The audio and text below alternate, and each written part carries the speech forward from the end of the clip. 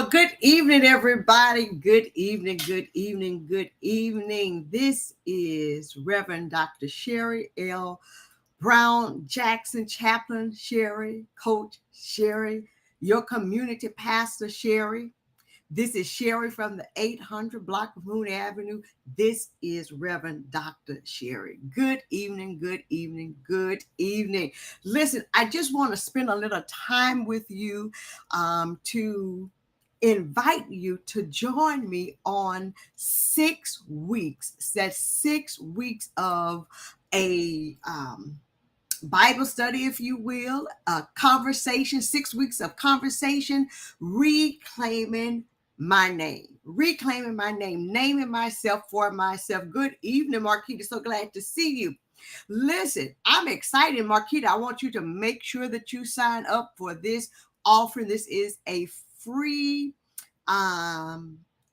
event where we want to take back our names. So what am I talking about? Listen, as you are coming in, would you like, share, tag, all of those good things, because we're not going to be on here long, but I do want to talk a little bit about this offering, the very first offering from the Preachers Academy, the very first offering from the Preachers Academy. Good evening, Pastor Bianca. So glad to see you. So I want to talk about what this is. Reclaiming my name, naming myself for myself. For 6 weeks, we're going to explore some of the most misunderstood, the most marginalized, and misinterpreted women in the Bible. I believe that this will help us to take our own names back. So what does this mean? Well, how many times have you been called out of your name? How many times have you been called out of your name? People think that they know you. They think that they know intimate details about you based upon a smidget, a small piece of information, and they have declared your whole life story based upon some information that they really don't have right.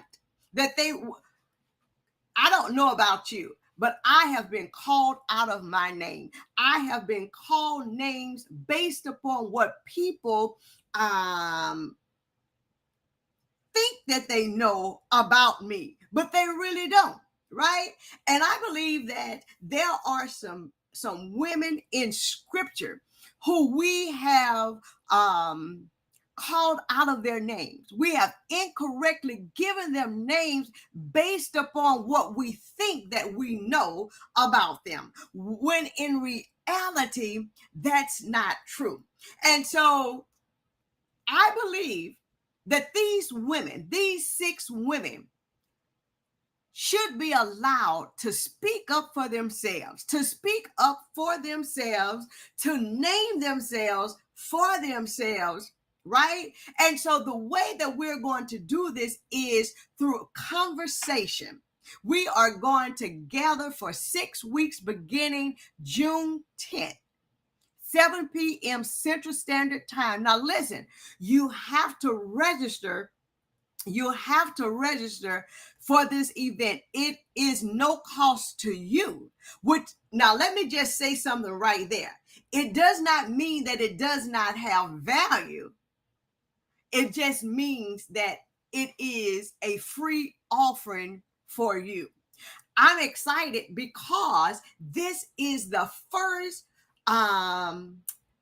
offering that the Preachers Academy is going to host. It's going to host Mondays, 7 p.m. from June 10th, every Monday for 6 weeks, from June 10th all the way to July 15th. And you must register. It's not going to be on Facebook. It's not going to be on YouTube. It's going to be in a private setting in Zoom. I believe that it is important that we come together in a safe environment where we can talk among ourselves, that we can be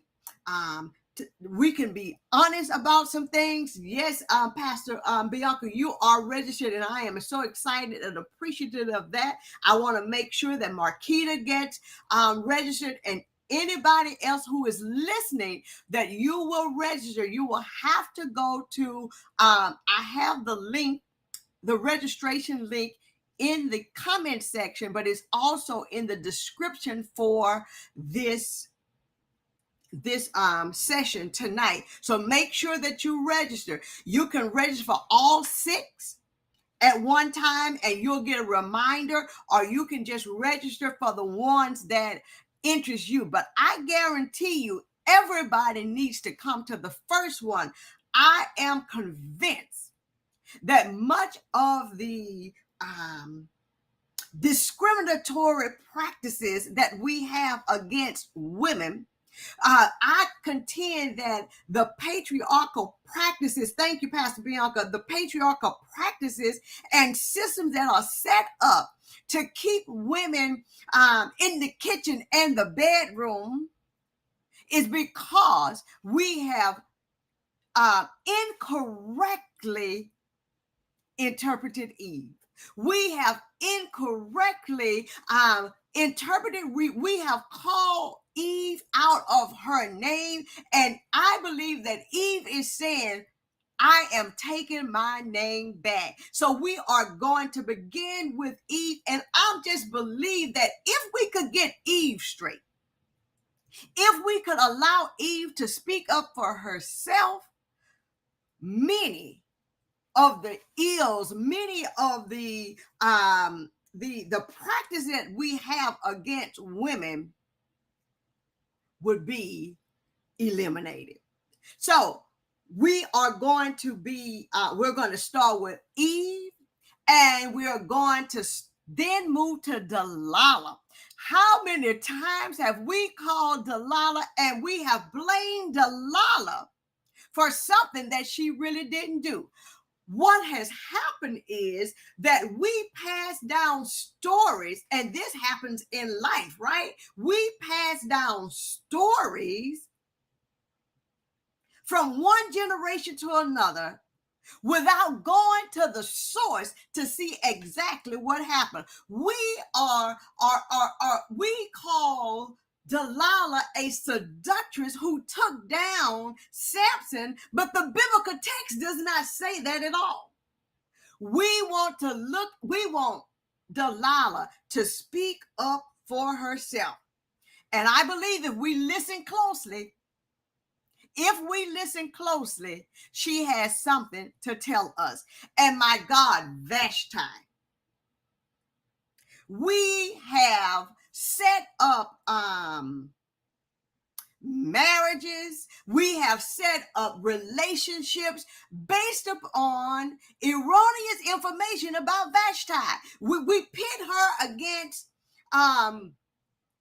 Esther, right? We say that Vashti was the bad one, that she should have submitted to her husband, and every time, whenever your husband tells you to do something, you ought to do it. But if Vashti made a decision for herself, and we say, oh, she was the bad one, and how many times we don't want to align ourselves to Vashti, we rush to Esther. But I want to tell you that Vashti is my girl. She spoke up for herself, and it cost her. I'm not going to go too much in it tonight, but it cost her. And I want to tell you tonight that when you speak up for yourself, when you refuse to allow a person to demean you, to degrade you, to dehumanize you, and you call a thing, and you call that thing out, There will be consequences. There will be consequences. Why? Because the story tells us that the king sent a decree based upon his homies telling him, man, if you don't do something about Vashti, then we're not going to be able to handle any of the women. And I want to tell you tonight, that happens. That happens. Ask me how I know. I dare you to ask me, how do I know? I'll just tell you, because it happened to me. It happened to me. We're going to move from Vashti to Mary Magdalene. How we have called Mary everything but a child of God. How many times have we called Mary Magdalene a name? We call her a prostitute. We call her a wayward woman. We call her a harlot. I want Mary to speak up for herself, because just because she was from a town, Magdalene, that was known for prostitution, does not mean that she was one. How many times have people have called you a name based because where you were from? How many times have people put something on you just because of where you are from? Never mind, this is Mary, who was at the cross with her homegirls. She was the one who was with the women who fought. She is the one. Mary is the one who preaches the first gospel sermon. We don't want to talk about that, but Mary is going to speak up for herself. I'm excited. I hope y'all are excited. Good evening, Paula. So glad that you are here with us tonight. Listen, I want to make sure that you register for this 6-week conversation. 6 weeks of conversation about the most misunderstood, marginalized, misinterpreted women of the Bible. And my God, the woman at the well. We have done her so bad. We have called her all kinds of names, and I want her to speak up for herself. It's time for this woman to reclaim her name, to reclaim her reputation. Oh, we go with she had 5 husbands and you know, the one she was with and all of this. Listen, this woman we've never considered why she had 5. Perhaps she was being put away by the men who married her, because she did not have agency to file for divorce herself. So perhaps she was being put away, because at that time, men just put women away for anything. Perhaps she was abused. Why does she have to be a promiscuous woman? I want her to speak up for herself. We don't know her name, but I guarantee you know her. I guarantee you know her, and I want her to speak up for herself. And then there's Junia, who many people try to say that her name is mispronounced or have been interpreted wrong, that it was really Junius, which is a male name, but Junia, that has that A at the end, indicates she was a woman. I want Junia to speak up for herself because she was real prominent in the church, but her name has been erased.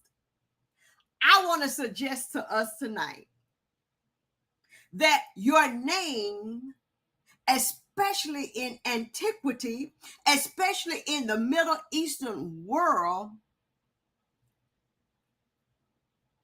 spoke to your reputation. Your name was tied to your reputation. Oftentimes, the baby was not named until the families were able to figure out, or they gave them names that spoke to their future. Here's an example. The Jabez prayer that we talk about all the time in First Chronicles 4. I'm just going to get there, and I want to show you what I'm talking about and how this man really was reclaiming his name. First Chronicles 4 and 9.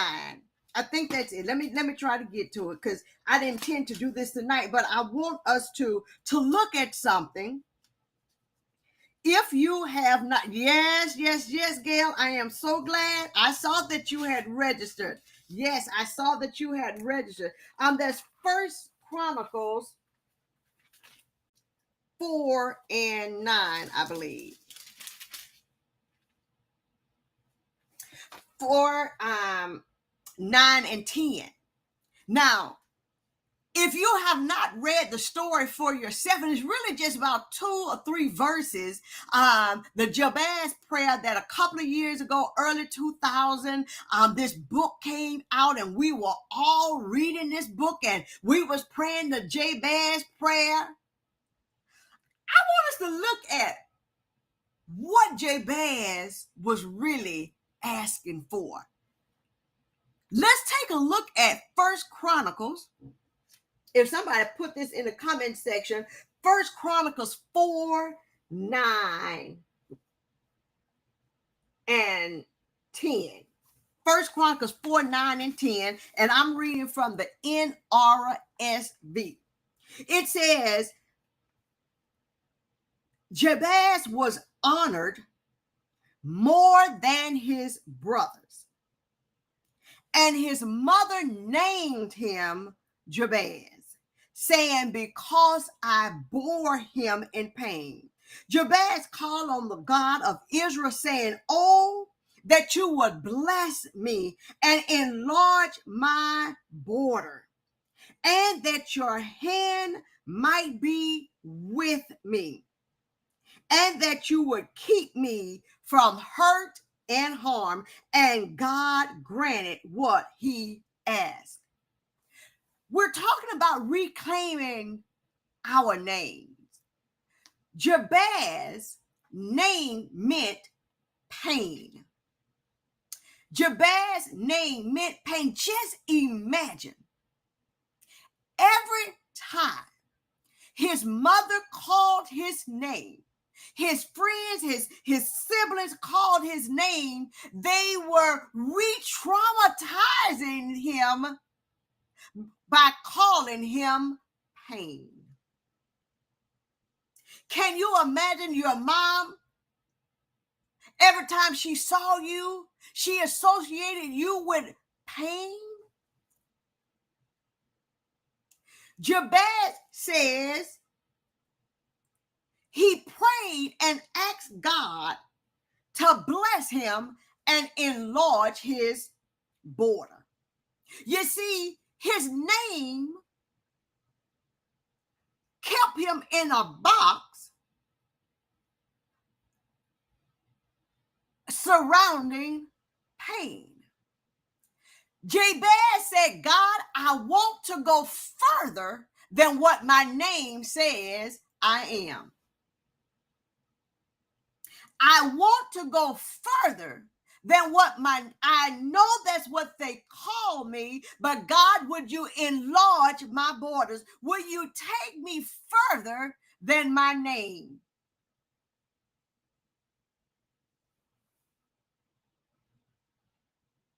and that your hand might be with me. Enlarge my territory. Enlarge my territory. Move these borders. Move these borders. I'm boxed in by my name. Move these borders so I can go further than what my name suggests. I know that I'm more than this. Enlarge my territory, enlarge my borders, yet your hand might be with me, and that you keep me from harm and hurt. Keep me from harm. I know that my name means pain, but God, I need you to enlarge my borders. And I need you to keep your hands on me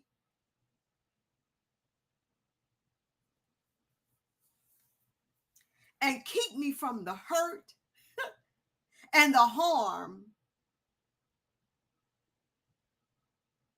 that my name says is due me. That's why names are so important.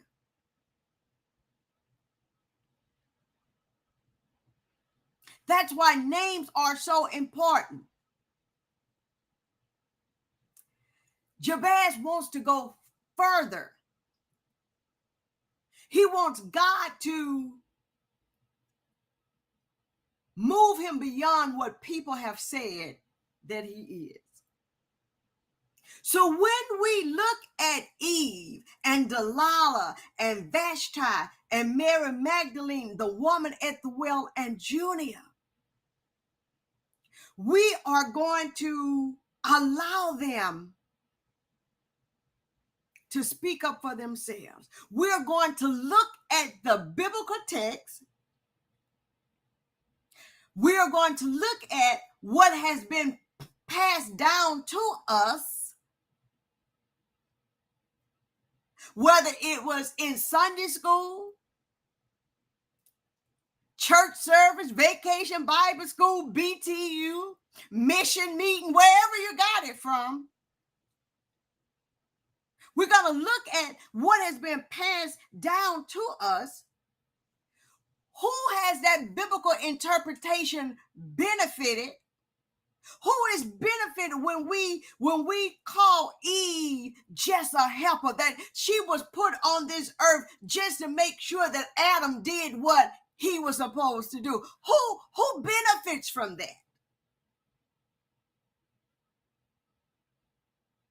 Who benefits from Delilah being a seductress and the downfall of Samson? Who benefits from that? Who benefits from Vashti being banished because she refused to let drunk men parade her and use her body? And who benefits from that when we get these kinds of interpretation? Who benefits from Mary Magdalene being constantly called a harlot instead of the first preacher of the gospel? Who benefits from this kind of interpretation? Who benefits from the woman at the well only being known from the fact that she had 5 husbands? Who benefits from from constantly calling her promiscuous?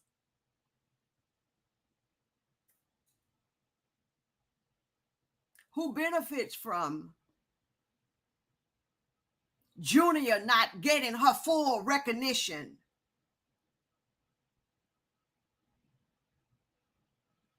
And translating her name as Junia because they did not want Junia, the woman, to get the credit. Listen, I'm excited about this. Can you tell? Can you tell the passion in my voice? Again, please share this with people in your church, your clique, your crew.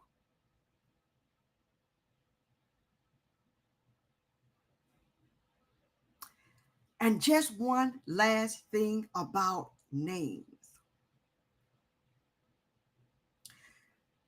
Your name,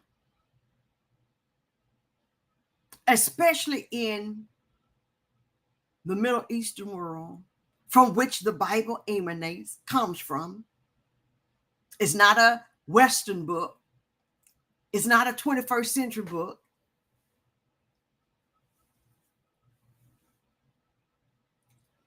When Moses, and I'm leaving after this. When Moses asked God, what shall I tell Pharaoh when Pharaoh asks, what's your name? Pharaoh is going to want to know, who is this God that is demanding I let the people go? Who is this God? What's his name? Because you see, the name of the God indicated the function of the God.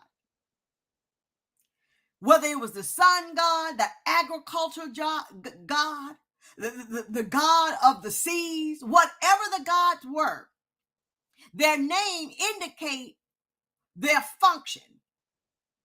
In other words, the rain god couldn't do the work of the agriculture god. The name indicated the function. Moses says to God, what is your name? Who do I say? Who do I tell Pharaoh? Because Pharaoh is going to want to know, who is this God? Because Pharaoh was considered a god himself. I know I'm talking good tonight. Pharaoh was considered a god himself. So who is this God who is demanding that I let the people go? So Moses was trying to get ahead of that thing. And Moses says, well, who do I tell him? And God, being God, does not give a name, because God is saying you cannot box me in with a name. You cannot put a border around who I am, what I do, and what my function is by giving me a name. So Moses, I am who I am. I am that I am. In other words, God says, I am what you need me to be when you need me to be it. You're not going to pigeonhole me. You're not going to box me in with a name.